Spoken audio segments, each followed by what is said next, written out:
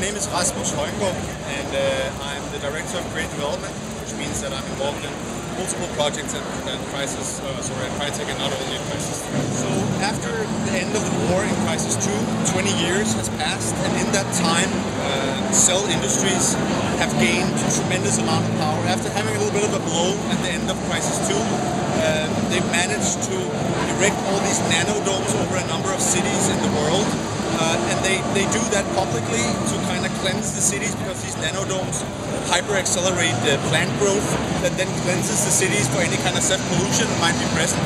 But really what they're trying to do is just make sure that no one disturbs them when they research and develop all this CEF technology that is still existing within the perimeters of the city. Yeah. And you play as Prophet this time around, and Prophet has spent a lot of time hunting what he believes is kind of like the head of the CEF race unsuccessfully. And as the game starts, you've actually been captured by Cell, and you're being freed by some rebels, basically, of which Psycho is part of it, a guy who's been around in the franchise early on. And that's basically where the game takes off.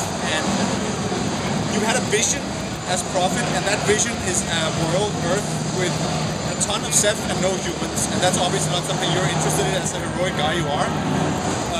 So you made it your mission to make sure that that is not going to go to fruition, that vision, right?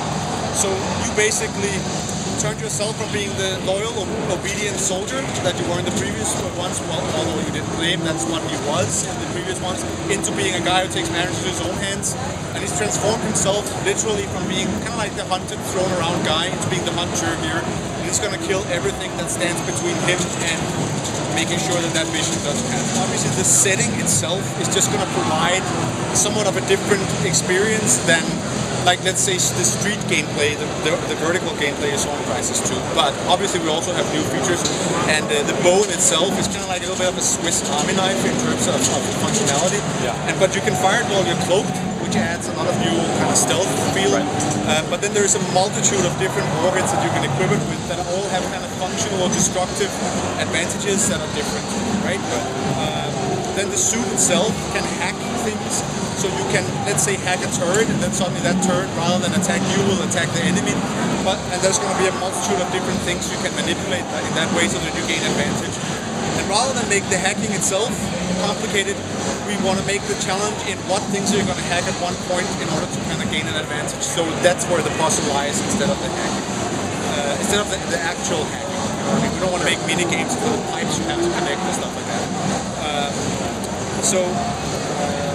But I would say that the biggest difference is actually in, like, the sandbox openness that you have in the game, but also in the fact that it's not all like that, right? We have night things that are very condensed and more, feel claustrophobic, and then we have massive open areas. All of these are going to feel completely different, right? So, and we don't want to just introduce you to like 10 bajillion new types of weapon or whatever. We want to make sure that everything we introduce really ties well into the setting, which is why now it makes sense to use a bow, because we have the whole concept of a hunter inside a rainforest. So a bow makes perfect sense.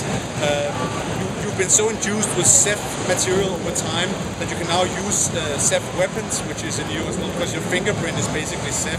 So that's why it now makes sense to introduce it, because of the suit and all the CEF material. And the same goes with the hacking. That thing is also a thing that just scales across the whole game and creates a lot of depth. So we're really going for depth in the features rather than breadth. And that's something that you're going to experience in the final game. We listen to feedback and we learn a lot of things when we do a game. And there are definitely aspects of Crysis 1 that were very successful that we wanted to kind of introduce again. But there was also things about Crysis 2 that worked really well that we wanted to keep. So you could kind of say, even though this is not literally the thought process,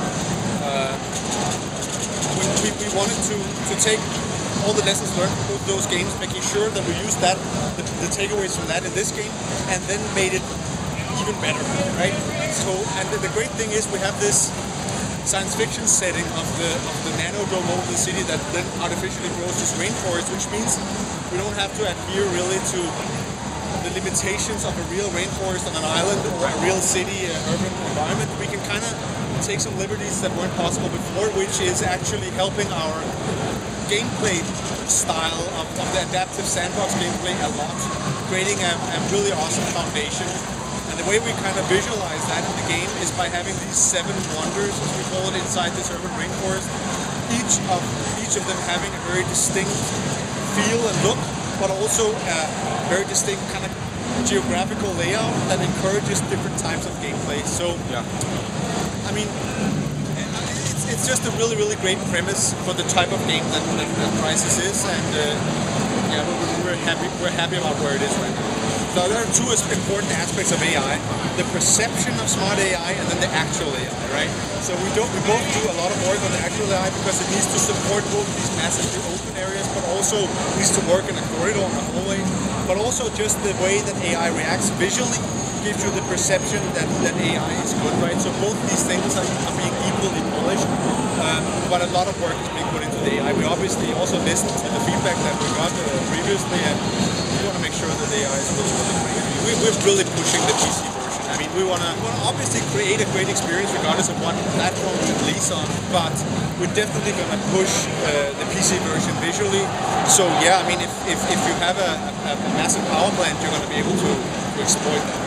At the same time, we also want to make sure that if you don't, you still need to get a proper game experience, right? So it's just basically creating a big dynamic range from a visual point of view. And if you get a chance to see the demo, even though we're still in pre-alpha code, I think you will agree that it's going in the right direction. The game is going to ship in February of 2013.